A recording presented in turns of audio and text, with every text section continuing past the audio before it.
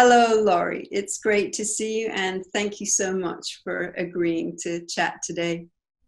Thanks so much for the invitation and wonderful to see you through technology.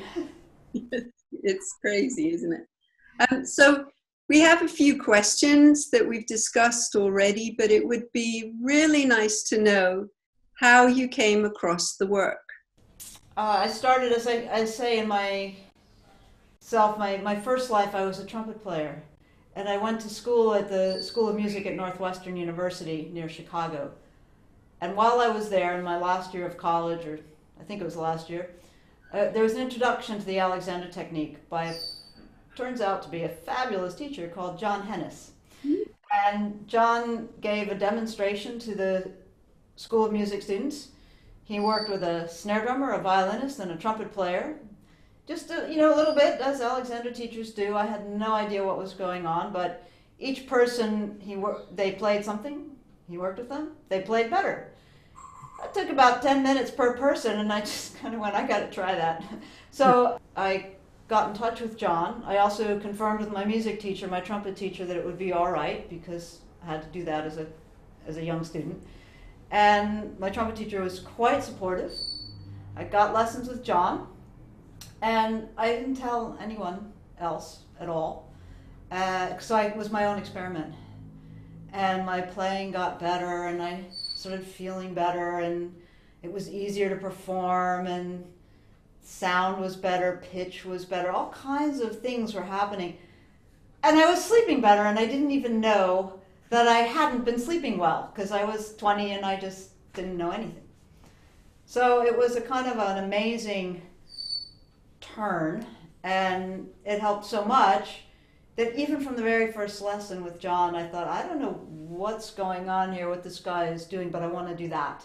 That was very similar to my experience, just sort of incredibly opening up to my musicianship effortlessly, which was really great.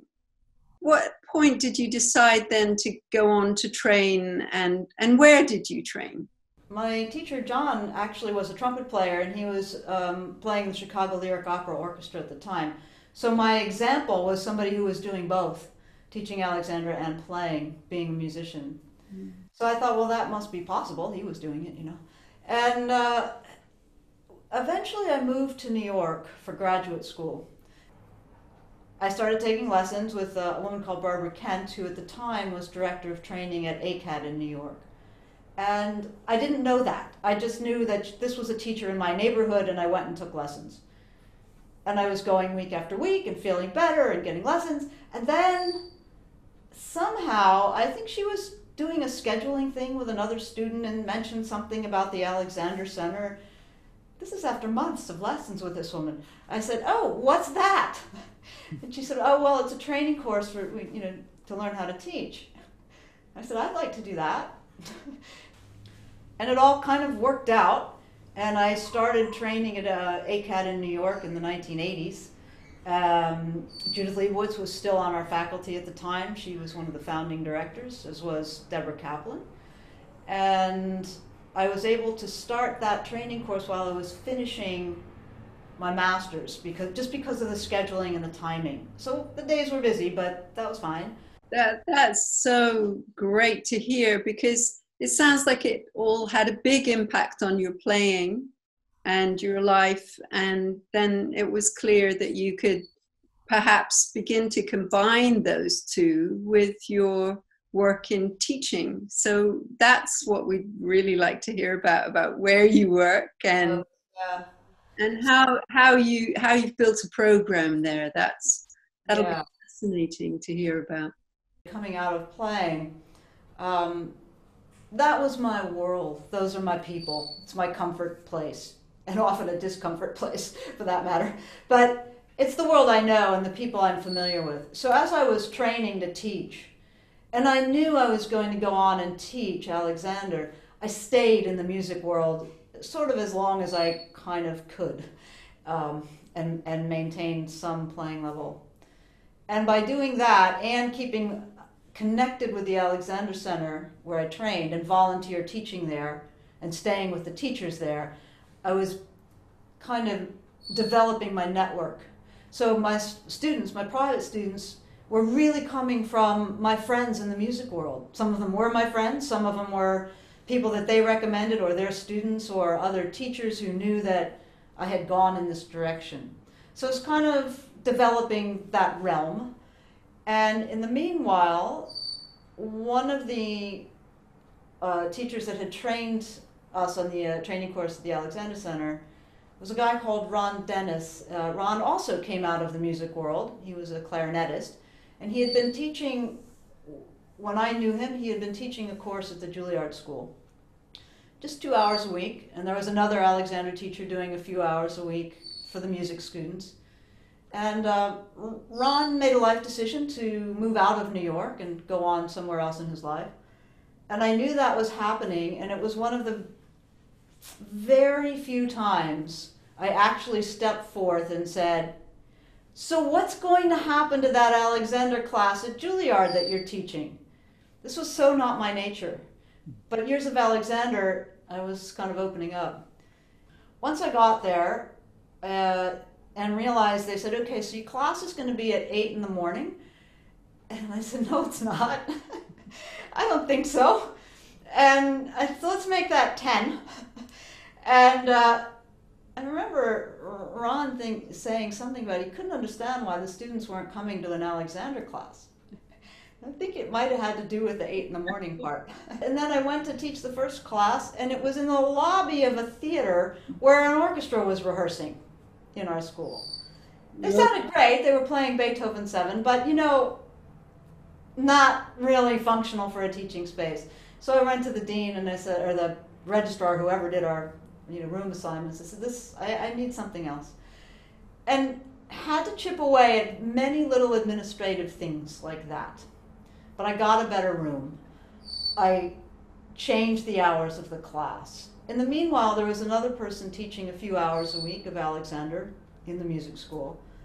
And she became ill and asked would I substitute for her, take over her classes for a while, which I did. So then I went from teaching about 2 hours to about 6 or 8 or something like that per week. And then sadly, this other teacher passed away from cancer. This was, again, months transition. But when that happened, and I took over the rest of those classes very organically, and had shifted into some more reasonable teaching hours, and got an actual classroom, turned out I was doing enough hours to be a full-time teacher at the Juilliard School. By that point, I'd been at the school for a couple of years already. And from that point, to further build the program, and I'll just sort of edit it, I reduced the number of students in the class from 6 or 7 to 4. So for all of our instrumentalists, then and now, there are 4 people in a class. And the class meets 1 hour once a week for the entire school year. It's more than a semester, it's the whole year. It's an elective. It took many years to get it, oddly enough, into the normal registration system of a school. We used to have this sort of sign-up sheet that there'd be a mile-long line of students waiting to sign up. But now, over many years of chipping away administratively, it has become much more deeply ingrained in the traditional sense of a class, any class. That's for instrumentalists. And I'm teaching 15 hours a week, 4 people per hour of those sections. I now have a colleague who's teaching 3 hours a week in the music division of them. And additionally, I have another 10 hours of classes that are designated for vocal arts students, so our classical singers. And they get, it's essentially 2 people per hour, once a week, all year, but they get a half-hour private lesson. So it's just a little bit different in the vocal arts division. But equally, they get a credit, and they get a grade. I grade everyone. It's just pass-fail. But that has developed over many, many years. We only got credit for it about 4 or 5 years ago, I think, maybe 4. And that was a huge endeavor to get that to happen, but it did. And so now this is where I stand now. That's the breadth of it right now. That sounds like you've had to be patient and persistent, which is a bit our experience in London with administrative staff and opening up things to become part of a degree really does take time, I think, really takes time. Yeah. Getting change in ourselves takes time, and getting change within an institution takes a long time. Moving a whole institution takes a while. So, which sort of leads me to the question, which is, what do you feel the work has to offer the young people at Juilliard? I mean, both of us work in these institutions where they consider themselves as sort of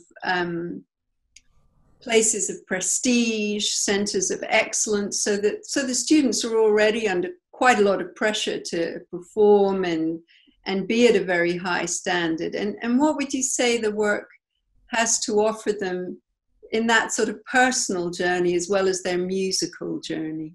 You know, like you said, these institutions like the Royal College and Juilliard, they're already extremely high level. And sure, that comes with pressure, so there's that. Equally, the students that are there, what a gift for a teacher. I mean, these are people that know how to work. These are people who have been practicing on their own for years. They certainly get information, but they know how to work, and they have an implicit understanding of discipline. That it takes time to do things. So already it's a good setup. And equally, when you have, I find when we have people operating at this level, young or old or whatever, there's a curiosity about, well, how can I get better at what I do? So you've got such a great setup for helping. So what do we offer them? Well, first of all, on the pressure side of things, when they come to an Alexander class at Juilliard, there's only 4 of them in there, and it's really an easy, open atmosphere. So all of a sudden they can just sort of breathe out and say, okay, no judgment. They're in a space where we're not judging, well, is that good? You know, that's not good enough. Because they do that to themselves more than enough. So part of what I aim to impart with them is an ability to be with themselves, to observe what they're doing without judgment, but rather assessment of, here's some information. This is what happens when I lift a violin or when I lift a cell phone. I mean, impart their daily life with their music stuff. Pay attention to themselves in such a way that they're not beating themselves up, but rather building themselves up. So it becomes a quiet space, an easy space, where they can open up, they can be themselves, they can release excess tensions, in part because of all of that.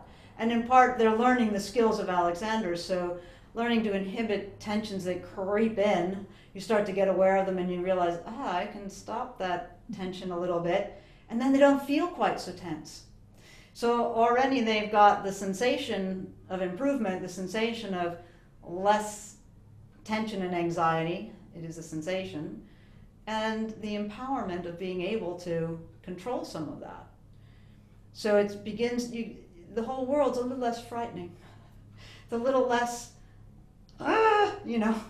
So there's a whole lot going on. And I think as we sort of peel away some of the mind chatter of self-doubt and the mind chatter of I'm not good enough or I have to do this better or perfect, take away some of that and the actual innate musicality starts to pour through. Because it can, it's there anyway. You know, we can't make someone a better musician than they endeavor to be on their own. We can facilitate their journey, but you know, an Alexander teacher doesn't make you a better musician. It makes you more of you, you know?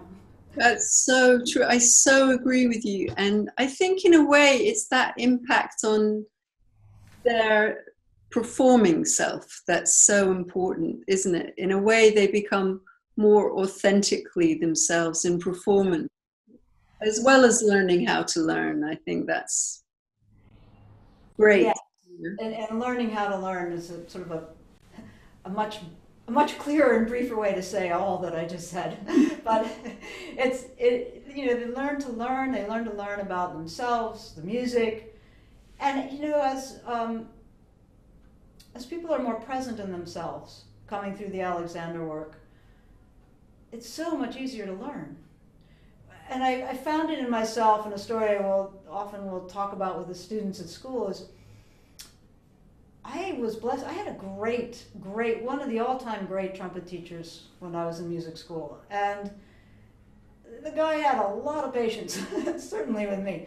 But I found that I learned from him so much better once I started having Alexander lessons, because I actually was a little more still in myself. I was more able to listen. So, you know, I'd play along and screw something up, and he'd stop, and he'd have all kinds of wisdom to impart. And meanwhile, while he's talking, my head's going, I know, I got it. I'm gonna, and I've already got it all figured out. I haven't heard a word he said. When I really learned to stop and to stay quiet in myself and listen, he had a lot to say.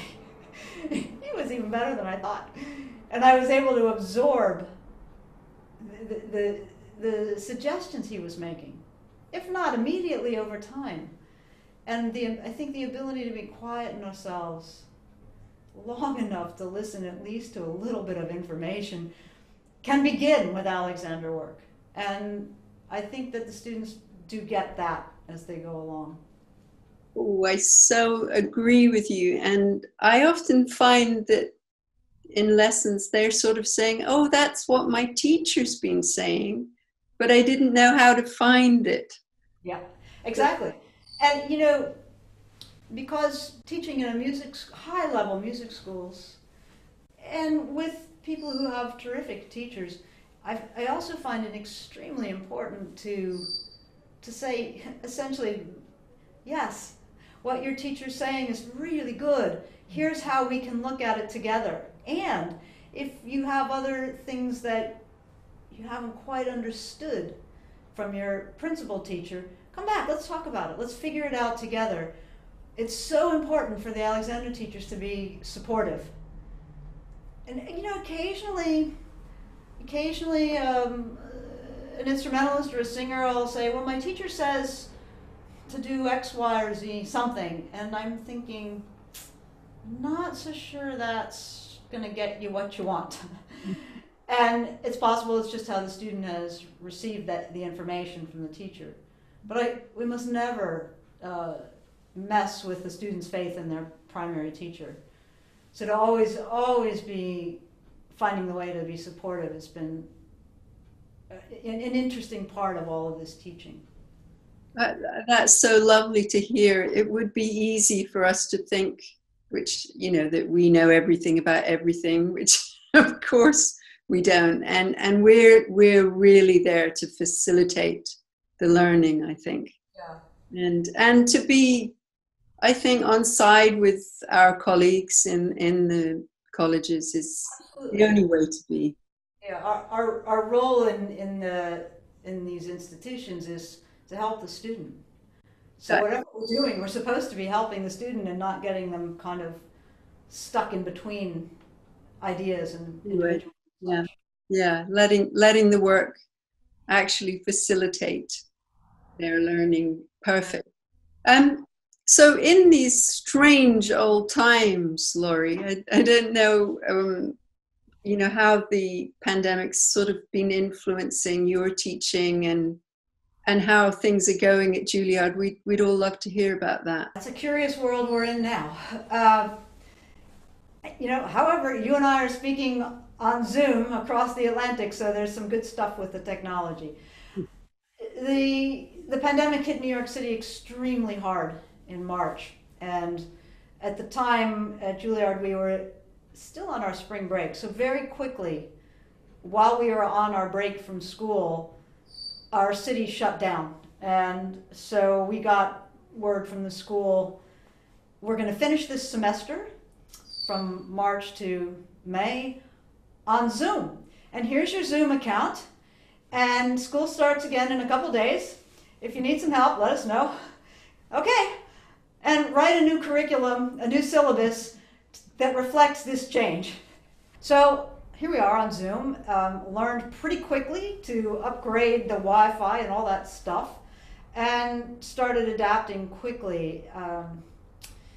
We have an issue also here, and I think probably in London you would have the same, that we have a very international student body. So immediately we had students go home to Hong Kong and China and Australia and across the United States, so I'm dealing with 6 different time zones. So we had to, and so there was a lot of adapting to figure these things out, which a lot happened in the spring. Then we had summer break, thank goodness. And by the time we started 3 weeks ago, I had already learned a lot about teaching on Zoom. And we were told that at Juilliard we will begin our school year. I am, doing the work online. And it turns out there's a lot that we can accomplish. You can certainly ask people to think about themselves and get them to pay attention. And we can all see ourselves on video. So there's an awful lot of visual aids available. And you most certainly can teach inhibition and direction and efficiency in the use of the self. You can most certainly teach people to be thoughtful and mindful about how they're using themselves through all of the principles of Alexander. So I am doing the best I can with that, and it's going pretty well.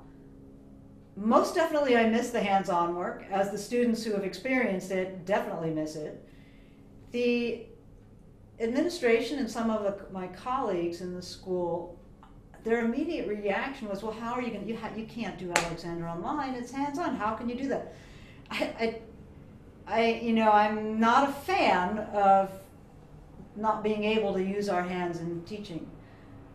However, the way I got myself through a lot of this is, FM figured it out by himself.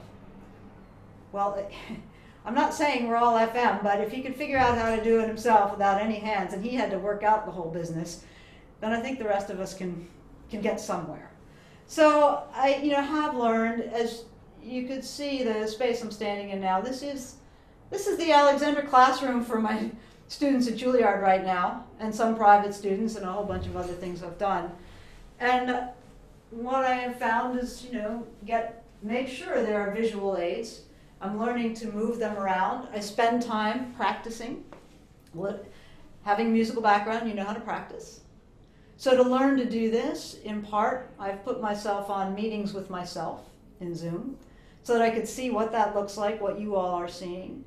And then I would get the skeletons and move them around and see how that looked, because it doesn't always translate easily on the screen. Coming up with more pictures and things to send along to the students so that there is a way to do this. And there is, and it's working. I do have students in China and Australia. The school has told us that if you have students in your classes who, due to the time zone they're in, cannot attend in real time, you have to find a way to include them. You can either send them recordings from Zoom, do what you want. The school's kind of open to that. But the thing that I cannot do is say, oh, maybe you should take Alexander next year. Not allowed to do that. So I have shuffled some of the students from their various class hours.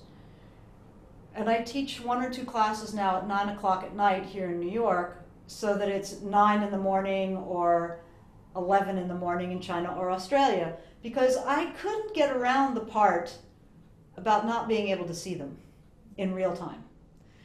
I could get around some of this, okay, we're not going to have the hands-on experience yet, but I had no idea how I was going to help people if I could not see them in real time. So I made an adjustment from my end, which was very doable. That's inspiring, because I think that's what I found. If you're just leaving someone to read a book or watch a video, there's no interaction and connection, really. Yeah, and the connection's fundamental, and some of it is the energy that we impart, and also the modeling. I mean, as you're moving about and standing, as you work with your students, they're seeing an example of someone who's, moving relatively efficiently. I won't say any of us are perfect, but certainly thoughtfully, and they need that. So, and in the moment, questions arise. And they should be able to ask their questions and get answers. Exactly. It's so important to actually have the conversations, isn't it? It's really important. And have you had feedback from your students about the online I teaching? have. And it's been interesting. When we went online last spring, I was already 2/3 through the school year.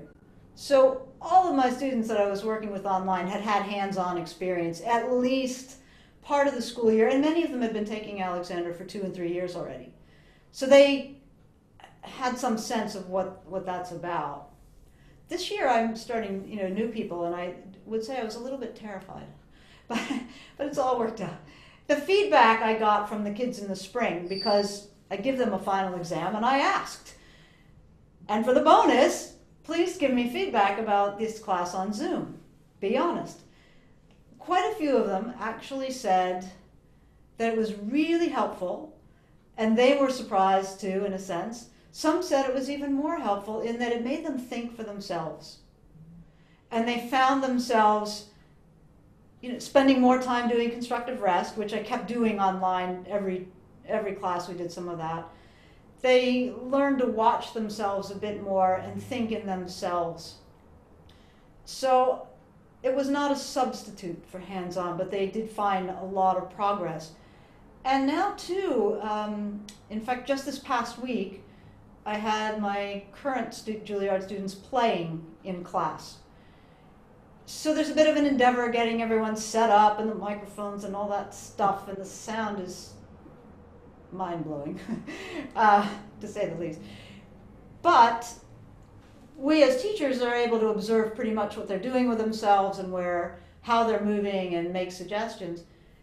And I think some of them were quite astonished, actually, at the changes that happened even in a few minutes. The typical stuff that we see and hear in Alexander, but students who just hadn't realized that they had control over their reactions, their tensing as they lift an instrument, all of a sudden they're thinking about it and feels better and sounds better. One guy was just so blown away. He goes, it shouldn't feel this easy. I said, really? Why not?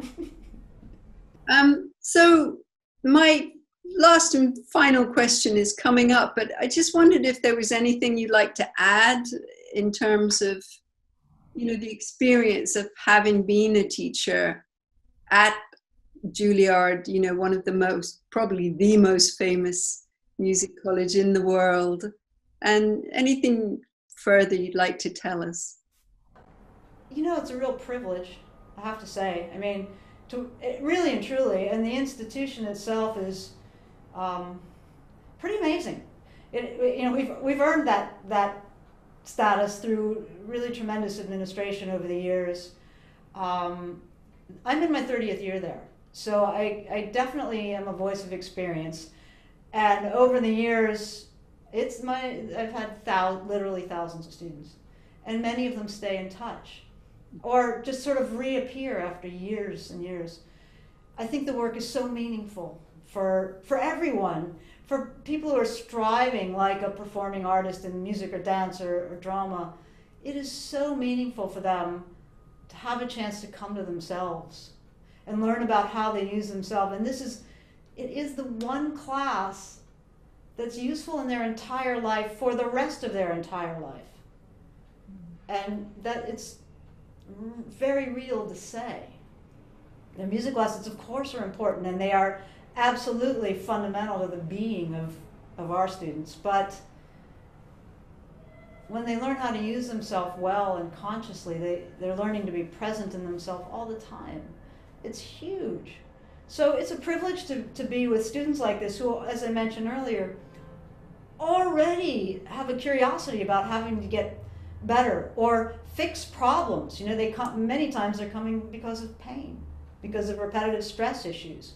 And they're open to having a new perspective on how to look at things. And when you shift that perspective of how they're using themselves maybe to solve a problem of pain, it's a huge shift in the psyche to change your perspective about how you're thinking about yourself and how things are going. And when that happens, other doors are opening. It's pretty mind-blowing. And to have this place as an Alexander teacher all these years that is a lab for teaching Alexander. I'm learning how to teach every single class I'm there or here as a constant experience. The students are tremendous teachers. So if we as Alexander teachers are both open in ourselves and paying attention to ourselves and to the work we're sharing and drawing out of the students, their comments will teach us all how to be better teachers.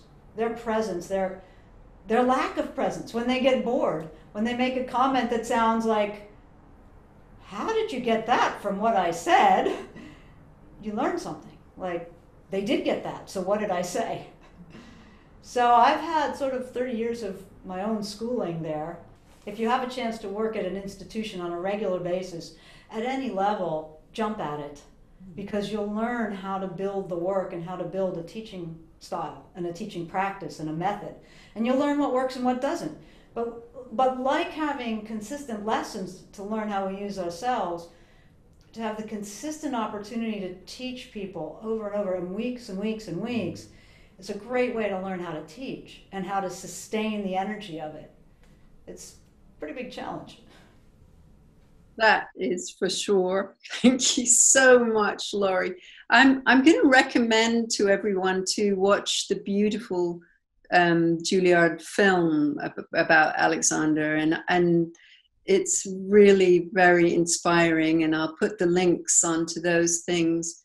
So my final question, which is my kind of question to myself a lot of the time, when we're working so regularly with people and working on ourselves, what is at the heart of the work for you, Laurie? What sort of really is at the center of it for you? You emailed a few weeks back and said these are the kinds of questions you'd ask, and you put that one in there, and it's been sort of tapping in my head all week. Really, what is it? And I think we all know, whatever that means to us, what it is, but to have to articulate it is this next level. And I actually have been considering that one for a long time. I think that through this work, starting with figuring out how to take a breath without tensing my neck and screwing up the sound on my trumpet, I think over these years what I've learned is the enormous power of choice that we have and the freedom that comes with that and the ability to be present and to really be more of ourselves. When you take a little time and you inhibit and you direct yourself, or you've lived with that for a while, you're more comfortable in your whole self, you can be a more expressive human being, whether it's through a musical instrument or dance or whatever. You allow more of yourself to come through much more easily. And that feels so good.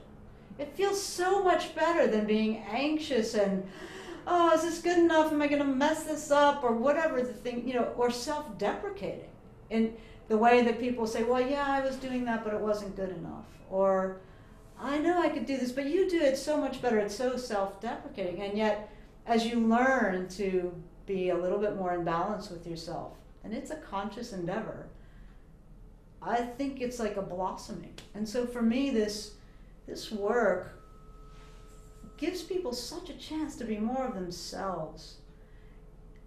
That can be a long and challenging journey. There's some dark corners sometimes that we find in ourselves. But you stay with it, and it's information. And so you get all this information, and you just keep saying, I'm certainly reacting in an interesting way to this or that. I've caught myself over the years in a conversation, and maybe I say something that's ironic or what I would have thought was funny, and I realize from the person I'm in conversation with, their reaction, I may have hit a bad note for them, and I didn't intend to, but I realized, well, what am I saying and how, and pay more attention.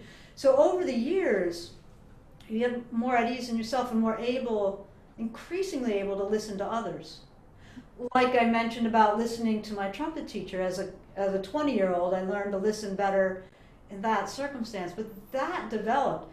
If you're a musician and you're playing chamber music, you've been developing your listening skills and your observation skills through that medium. But to have a more open, easy self and learn to listen, but to listen with more than your ears, but with your eyes and your whole self, you learn to be with people in a whole different way. And that too is incredibly useful and comforting. So I just find that this, I don't know exactly where I'd be without having learned the Alexander technique. I can't know that because I did learn, or I am learning. But I believe that the heart of it is our consciousness and our ability to choose our behavior. With that comes joy and responsibility. Wow, what a beautiful way to conclude. That is the most wonderful way to describe the work for us all. Thank you so much, Laurie. It's just been such a pleasure to hear you today. Thank you very much.